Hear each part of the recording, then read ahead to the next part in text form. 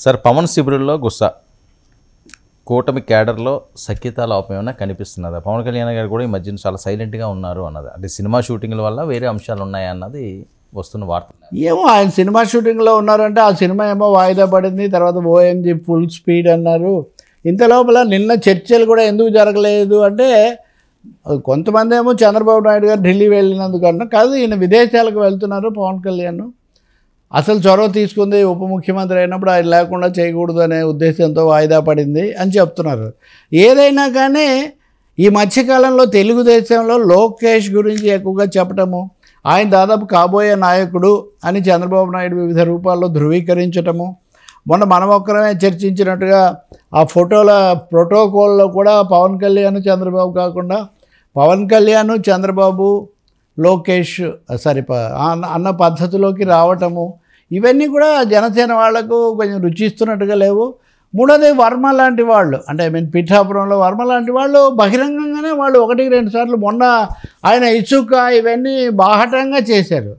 ఎన్ని చేసినా మీడియాలో వాళ్ళు చర్చించడం తప్ప తెలుగుదేశం నాయకత్వం చర్చించి ఆయనకేమీ చెప్పడం లేదు. పైగా ఆయన ప్రతిసారి కూడా మా పార్టీ మా నాయకుడు లోకేష్ అని ఆయన బలగుద్ది చాలా కాన్ఫిడెంట్గా చెప్తున్నారు. కాబట్టి ఇవన్నీ యాదృచ్ఛికంగా జరగడం లేదు, తెలుగుదేశం నాయకత్వం ప్రొజెక్ట్ చేస్తుంది. పైగా మాకు నాగబాబుకి ఎందుకు పదవి ఇవ్వలేదు, ఇవ్వకపోవడం మీద ఇంతవరకు అఫీషియల్గా అధికారికంగా ఫలానా జరుగుతుందని అఫీషియల్ లేదు, అనఫీషియల్ లేదు, బ్రీఫింగ్ కూడా లేదు. బ్రీఫ్ అన్న చేస్తారు కదా, ఇది లీక్ అన్నా ఇస్తారు, లేకపోతే ఇదిగో ఇలా జరుగుతుంది ఇలా ఆలోచిస్తున్నారు అని. కాబట్టి నాగబాబు పదవి అనేది అట్లా ఆగిపోయింది. పవన్ కళ్యాణ్కు సంబంధించినవి కొన్ని జరగడం లేదు. మూడోది పవన్ వ్యతిరేక కథనాలు అనేక మీడియాలో నెమ్మదిగా అటు ఇటు వస్తూ ఉంటే వాటిని గట్టిగా ఖండించడము జరగడం లేదు. ఈ ప్రశ్నలన్నీ వచ్చినప్పుడు నేను చూస్తున్నాను జనసేన నాయకులు ఈవెన్ 99 ఛానల్కి వచ్చి మాట్లాడే వాళ్ళు కూడా ఏదో రూపంలో కొంత అసంతృప్తి వ్యక్తం చేస్తున్నారు. నిన్నే ఒక మిత్రుడు ప్రత్యేకించి ఒక ట్వీట్ పెట్టాడు, పవన్ కళ్యాణ్ వ్యూహ చాతుర్యం మీకు తెలీదు, ఆయన చాలా లాంగ్ టర్మ్ స్ట్రాటజీ రెడీ చేసుకుంటున్నాడు, వీళ్ళందరికీ కూడా పాఠం చెప్తాడు. ఇలా పవన్ శిబిరం చెప్తుంటే లోకేష్ శిబిరం ఏమంటుందంటే అసలు ఆయన వేరే పార్టీ అయిపోతాడు, వేరే మందిని వాళ్ళని పెంచుకుంటాడు, వేరే లెజిస్లేచర్ పార్టీగా ఏర్పడతాడు. ఇలాంటి కథనాలు వస్తుంటే వాటిని జనసేన ఏమైనా ఖండిస్తుందా? జనసేన కూడా ఖండించడం లేదు కదా. అంటే మాది వేరే పార్టీ కదా, పవన్ కళ్యాణ్ ముఖ్యమంత్రి ఎప్పటికైనా నాయకుడు అవుతాడని మా ఉద్దేశం కదా. కాబట్టి పవన్ వ్యూహాలే మేము రకరకాలుగా చెప్తూ ఉంటాము అనే వైఖరిలో వాళ్ళు ఉన్నారు.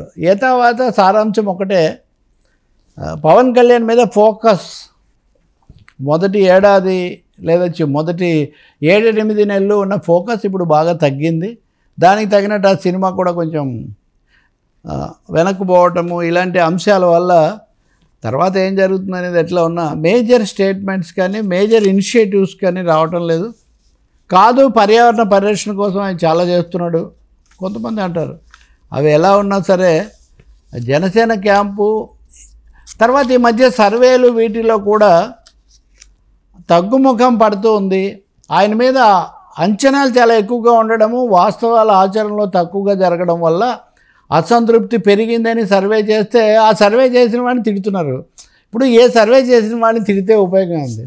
ఈరోజు కూడా వాళ్ళ పత్రికలో ఒకటి రాశారు, రాయలసీమలో కూడా ప్రతికూలత ఉంది అని. సర్వే ఎవరు అనేది ఎట్లా ఉన్నా కాబట్టి సర్వేలో పవన్ కొంచెం వ్యతిరేకంగా అంత అనుకూలంగా లేదు, అసంతృప్తి చెందుతున్నారని రావటం, తెలుగుదేశం వర్గాలు ఎంతసేపటికి జనసేన అని చెప్పడం.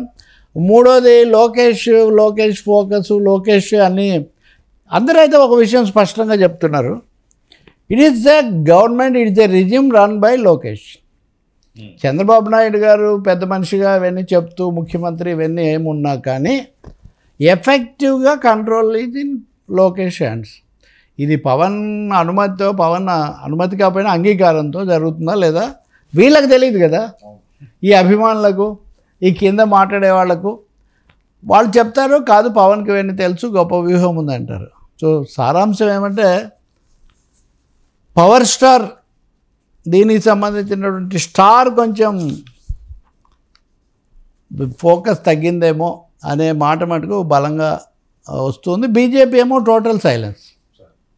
బీజేపీ వాళ్ళు కూడా మాట్లాడలేదు. ఈయన సనాతన రాత్రి పగలు సనాతన అని ఈయన అంటుంటే బీజేపీ వాళ్ళు వచ్చి భలే మాట్లాడుతున్నాడు, సనాతనం మాతో ఉంటాడు అనే పద్ధతి వాళ్ళు చెప్పడం లేదు. కాబట్టి ఏం జరుగుతుంది అనేది ఒక పెద్ద ప్రశ్న అయిపోయింది.